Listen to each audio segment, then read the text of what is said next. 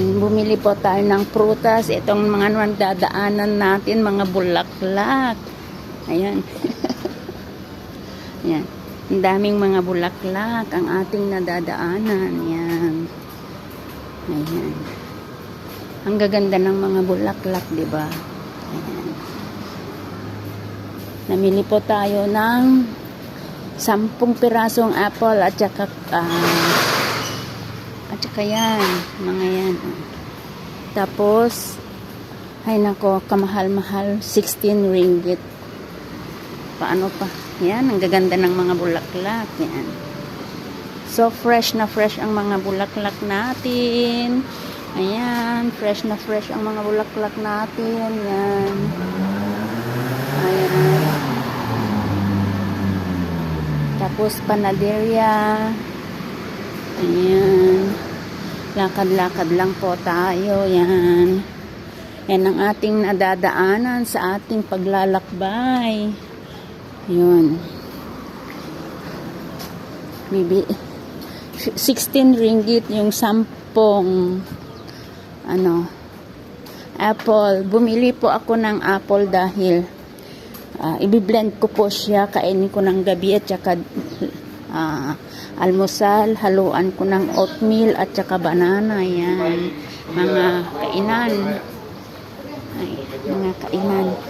Ito po ang nating nadadaanan sa ngayon. Ayan. Carinderia, yan. Ayan yung yung simbaan. Yun, sa baba niya simbahan yan. Yang na yan, yung sa baba simbahan na yan. Kaso nga lang, hindi ako nagsisimba dyan kasi pwede naman siguro every second Sunday ako mag-off. Every second Sunday ako mag-off para dyan na lang ako magsisimba. Kasi may Pilipino dyan eh. Pag second Sunday, may Pilipino. Yan. Mga Pilipino. Ewan ko, second Sunday ata at saka third Sunday ang Filipino Mass, 12 o'clock. Kaya sabihin ko na lang sa boss ko next time na 12, every second Sunday na lang ako lalabas para magsimba dyan. Ayan.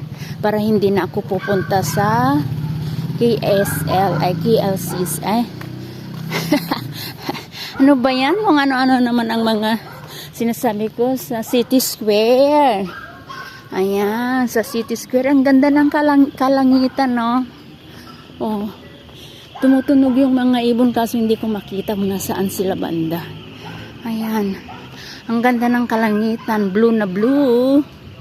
Ayan. Blue na blue po yung kalangitan natin. Ayan. Nakakapagod maglakad. Ang bigat naman yung ilang kilo kaya yung 8 BG na apple. Ay 10 BG na apple. Medyo malalaki din. Ay, matagal-tagal na rin di kasi akong hindi nakakain ng apple. Kaya pumunta po ko bumili. Yan. At i-blend ko para sa paghalo-haluin ko po ng oatmeal, isang banana, tsaka isang apple. Tsaka lagyan ko ng milk. Yun. Yun ang dinner at saka almusal ko every morning again.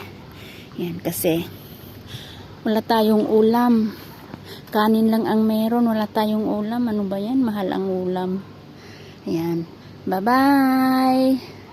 See you next time, guys!